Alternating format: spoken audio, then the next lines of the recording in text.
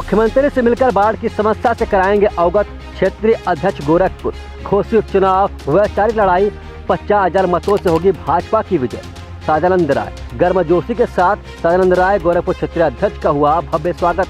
सगड़ी तहसील क्षेत्र के बरडीहा गांव में गोरखपुर क्षेत्रीय अध्यक्ष सदानंद राय का हुआ भव्य स्वागत समारोह में क्षेत्रीय अध्यक्ष ने अपने संबोधन में कहा कि घोसी उपचुनाव चुनाव नहीं, वैचारिक लड़ाई है। भाजपा 50,000 मतों से जीतेगी चुनाव। मुख्यमंत्री से मिलकर मैं बाढ़ की समस्याओं को कराऊंगा अवगत। जानकारी के अनुसार क्षेत्रीय अध्यक्ष सदानंद राय का बरडीहा गांव में स्वागत समारोह हुआ आयोजित, जिसमें सैकड़ों युवाओं ने लाख घाट रौना पार मार्ग पर बैदौली मोड़ से बरडीहा गांव तक का 3-4 किलोमीटर बग्घी घोड़ा गाजा बाजा के साथ बाइक रैली से होते हुए पूरा युवा वर्ग उनके स्वागत में उमड़ पड़ा। स्वागत समारोह में क्या बच्चे क्या बूढ़े सभी युवा वर्ग के लिए उत्साहित रहे लोग स्वागत में झूम उठे। स्वागत समारोह की अध्यक्षता मंडल अध्यक्ष हरिया सुमन राय ने किया। संचालन जिला महामंत्री नांगन सिंह पटेल ने किया। आयोजक आशीष सिंह समाज सेवी ने पुष्प गुच्छ, अंगवस्त्रम, टोपी और बड़ा माला पहनाकर स्वागत किया। मुख्य अतिथि सदानंद राय ने कहा कि यहाँ की जनता से हृदय से लगाव रहा है। भारतीय जनता पार्टी जनहित समाज हित में काम कर रही है। महिलाओं का सम्मान व स्वाभिमान है। भारतीय जनता पार्टी के बढ़ते जनाधार को देखते हुए विरोधी दल बेसुध हो गया है। शिक्षा, स्वास्थ्य, चिकित्सा, सड़क विकास का कार्य जोरों पर है और काफी परिवर्तन हो रहा है। इस दिवारा क्षेत्र में बाढ़ की विभीषिका को लेकर झेल रहे किसानों को उनकी क्षति का मूल्यांकन कराकर उचित मुआवजा दिला जाएगा। इसमें लापरवाही बर्दाश्त नहीं होगी। इसको लेकर मुख्यमंत्री उत्तर प्रदेश सरकार से बात कर जल्द ही निदान कराया जाएगा। वहीं उन्होंने कहा कि घोसी का उपचुनाव एक चुनाव नहीं बल्कि वैचारिक लड़ाई है, जिसमें भाजपा 50,000 मतों से विजयी होगी। मंच पर मुख्य अतिथि के रूप में सदानंद राय के साथ जयप्रकाश निषाद, पूर्व सांसद वैभव चतुर्वेदी गोरखपुर, ऋषिकांत राय, बीजेपी अध्यक्ष आजमतगढ़ ब्लॉक प्रमुख मनीष मिश्रा, दुर्विजय राय, ब्रजेश सिंह, राजेश श्याम, आशीष राय प्रमुख, सूरज श्रीवास्तव, अजय सिंह, अंजना सिंह महिला मोर्चा जिला महामंत्री, छोटे लाल निषाद, उमेश यादव, धर्मेंद्र यादव, परमंद वर्मा, कैलाश राय, पलटन यादव, उपेंद्र राय, अभिमन्यु राय, संतोष सिंह, सुनील मिश्रा, रामस्ते राय, जगत नारायण पांडे, जगत नारायण गौड़, रमाकांत मिश्रा, जगन्नाथ शर्मा, सुधीर राय आदि सैकड़ों की संख्या में लोग मौजूद रहे। मैं बरडीहा गांव में मैं व्यक्तिगत तौर पे विद्यार्थी जीवन से जब छात्र राजनीति करता रहा, तब से इस गांव के एक एक व्यक्ति से मेरा संबंध रहा है और मुझे नहीं लगता है कि मैं निश्चित रूप से मेरा पैदाइश पूरब पट्टी में हुई है, लेकिन बरडीहा गांव में जब मैं आता हूं तो मुझे लगता है कि मैं इसी गांव में पैदा हुआ हूं, इसी गांव में बढ़ा हूं। तो निश्चित रूप से मैं इस गांव के एक एक व्यक्ति के प्रति आभारी हूं और जब इस गांव में आता हूं तो बूढ़े बुजुर्ग, नौजवान और व्यक्तिगत तौर पे सबसे मेरे अपने संबंध हैं। इसलिए आज के अवसर पर और ये स्वाभाविक तौर पे कि व्यक्ति जब कहीं कोई कुछ होता है तो निश्चित रूप से अपने गांव, अपने लोगों के बीच में जाता है और हमारी मान्यता भी रही है कि जो व्यक्ति के यहाँ जब कोई उत्सव होता है तो अपने गांव के बूढ़े बुजुर्गों के आशीर्वाद प्राप्त करने जाता है। मैं इतने लंबे समय बाद मार्च में मैं भारतीय जनता पार्टी का क्षेत्र का अध्यक्ष बना था, लेकिन व्यक्तिगत व्यस्तता होने के कारण उस समय नगर निकाय का चुनाव था, आगे और कार्यक्रम थे, जिसके कारण अपने इस गांव में जहां मुझे सदैव स्नेह, प्रेम, आशीर्वाद इन लोगों का सहयोग मिलता रहा है, मैं यहां आ नहीं पाया था और आज मैं इस गांव में व्यक्तिगत तौर पे अपने बुजुर्गों से आशीर्वाद प्राप्त करने के लिए, अपने जो नौजवान साथी सदैव मेरे साथ हमेशा संघर्ष करते हैं और मेरे लिए हमेशा लगे रहते हैं, ऐसे अपने नौजवान साथियों के प्रति आभार प्रकट करने आया हूं। मैं एक बार पुनः आप सबके माध्यम से मैं अपने भारतीय जनता पार्टी के राष्ट्रीय नेतृत्व माननीय JP नड्डा जी का और इस देश के यशस्वी प्रधानमंत्री माननीय नरेंद्र मोदी जी का और उत्तर प्रदेश के यशस्वी मुख्यमंत्री पूज्य योगी आदित्यनाथ जी और हमारे प्रदेश अध्यक्ष माननीय भूपेंद्र चौधरी जी के प्रति आभार प्रकट करता हूं। और विशेष तौर पे मैं आज बरडीहा गाँव में ही मेरा स्वागत है, लेकिन इस गाँव में स्वागत समारोह में आए हुए इस सगड़ी विधानसभा के एक एक हमारे साथ सबका स्नेह संबंध और संपर्क रहा है।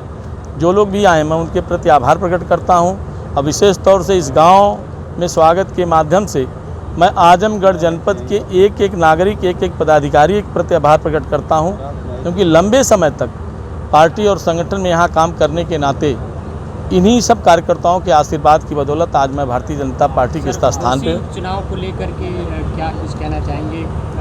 ये जो चुनाव हो रहा है इसमें प्रत्याशी कम, अखिलेश बनाम ओम प्रकाश राजभर ज़्यादा देखा जा रहा है।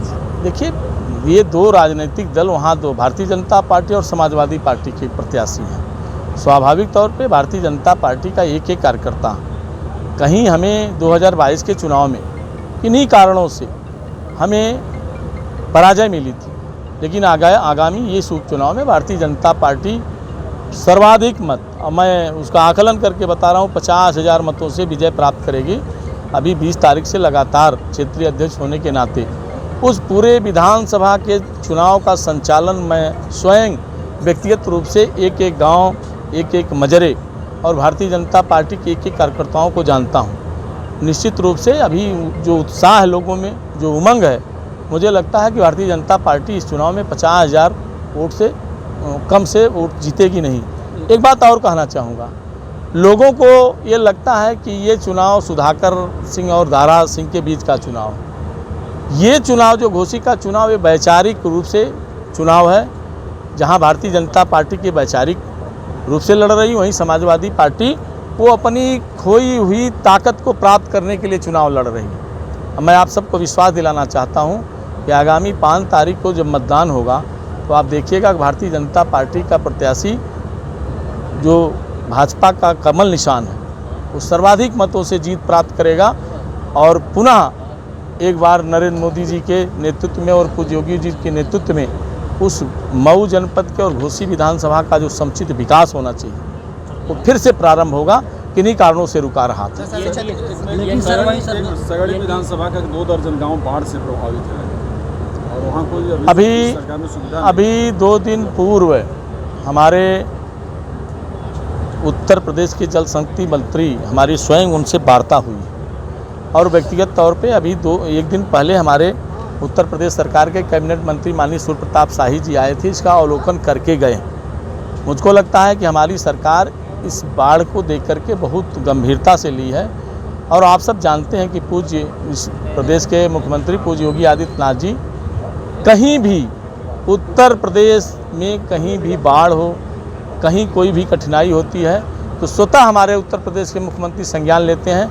मुझको लगता है इसका समुचित निदान तत्काल भारतीय जनता पार्टी के नेतृत्व बनी सरकार उत्तर प्रदेश की इसको करेगी। कल ही माननीय मंत्री जी का दौरा था और उन्होंने चौपाल के दौरान बताया कि हर बूथ पे प्राथमिक स्वास्थ्य केंद्र पे इंजेक्शन और सांप काटने की सुविधा है, मगर उन्हीं के जस्ट चौपाल खत्म करने के 1 घंटे बाद ही बच्चे को सांप काटा और वहाँ पे दवा ना मिली। आप सब जानते हैं कि अभी कहा गया था और मुझको लगता है कि जब तक आदेश हो और वहाँ से अधिकारी कर्मचारी आएँ तो अनहोनी घटना कभी भी घटना घट सकती है। अचानक तो कोई घटना कभी भी घट सकती है, उसको कोई रोक नहीं सकता, लेकिन समुचित निदान के लिए हमारी सरकार कटिबद्ध है।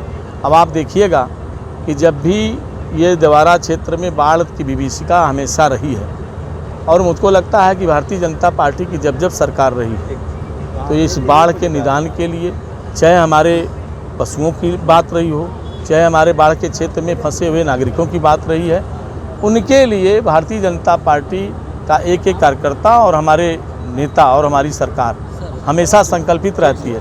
और अभी आपको एक बात और बताऊं कि सारे लोग अभी हमारे सगड़ी विधानसभा के नहीं, जिले के भी नेता उस बाढ़ पे सबकी चर्चा हुई है, आगे उनके समस्याओं के निदान के लिए सब लोग आगे जाएंगे।